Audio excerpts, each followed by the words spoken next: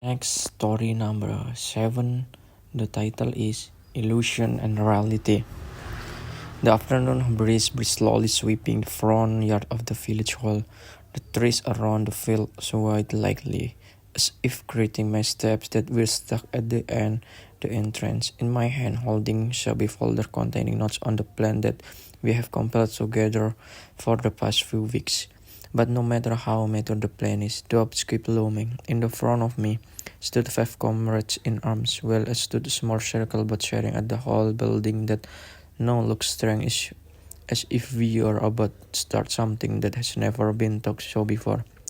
So, we really want to do this again? Adnan asked slowly, while spinning the pen is the band.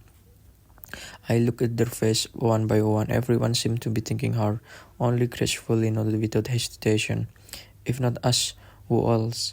We know this LBB is important. We also know how it felt when LBB existed.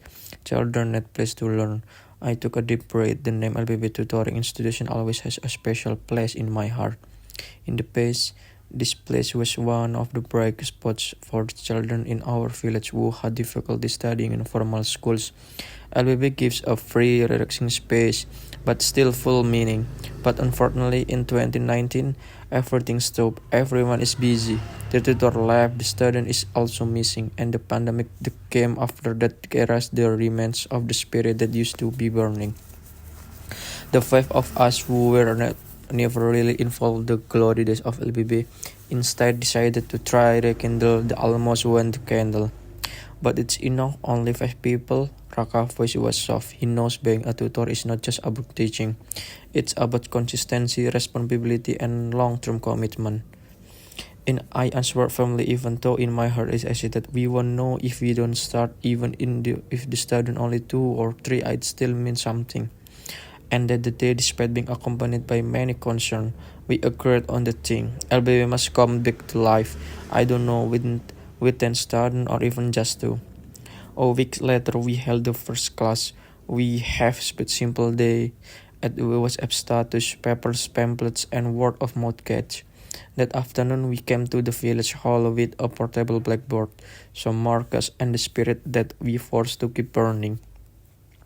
The number of children who came, 21, innocent faces with various expressions, curious, hesitant, excited, and partly embarrassed. I teach grade 5 and 6 with Anggun. We start with the simple introduction, vocabulary games, and a little math lesson. Meanwhile, Adnan and Raka handled 340 grades. The only classes that were empty that day were class 1, 2, because there were no tutors for the 8 groups. On that first day, even though we were extremely tired, we went home with a warm feeling. This is not dream anymore. LBB come back to life even though he was still a child. But soon illusion began to haunt in the 4 weeks. The number of students we done, some did not come because of school activities. There are also those who are bored. We began to wonder in the spirit is just a mirage. Will this last? We'll just like walking up memories. But this could only for a moment. I said at 9 to wonder after class was over, but Rati can be safe. He replied with a smile. Dreams are illusion, and until someone is crazy enough to chase and make them come true. Those words stuck in my mind. Maybe it's true, and because that we don't give up. Over the next few months, we slowly added tutor from 5 to 7, then 10, and every new tutor bring the new student. We started arranging the schedule more neatly, divide the class by grade, even occasionally hold a small competition to make a children excited. I remember one moment that I will never forget. In the 60th month, we made a small tasyakuran, even because the number of students reached 50 people. That night, the village hall was crowded. The children shouted loud, filled the atmosphere with noise, and actually made me heart groan. Gracefully cried that night. I didn't expect we could get this far. I also knew that sometime illusion and that continue to be folk for can become reality. Sunny Saturday afternoon, that wall clock at the village hall showed 15 and 45 when I came. There were already some children sitting cross-legged on the red striped mat. They were joking, teasing each other while holding notebook. The sound of their laughter bounced off the walls of the halls began to familiar. The day I was supposed to teach English vocabulary about body parts, but my mind drifted to one bigger thing. What exactly are we doing here? Teaching village children is not only about subject matter. That we realized the longer we go through this. There was a student who came with explosion and emotion because of a fight at home.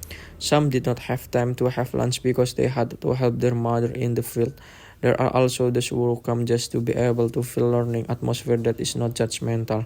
Fahim, for example, this intelligent and intelligent secret often keeps silent through the study session. Only after the activity was over, I approached him and asked softly, "What's wrong, Fahim?" He looked down. "I was so early, but my father this morning because I forgot to turn off the kitchen light." We began to realize taking care of our baby. It's not about how great we were together, but how strongly we support each other. We don't always have to perfect it's not enough to be version or else of the day. No, every time it's I teach and see the children excited, I always remember the greatest moment we have never been through. Not to sink back in sadness, but to be grateful because from the lowest point we learn to get up. And that's where the reality lies. The social work like this is not about instant result, not is about praise, but about the process, about consistency, about the willingness to keep moving forward, even it's a slow, even it's alone, all talk in dope.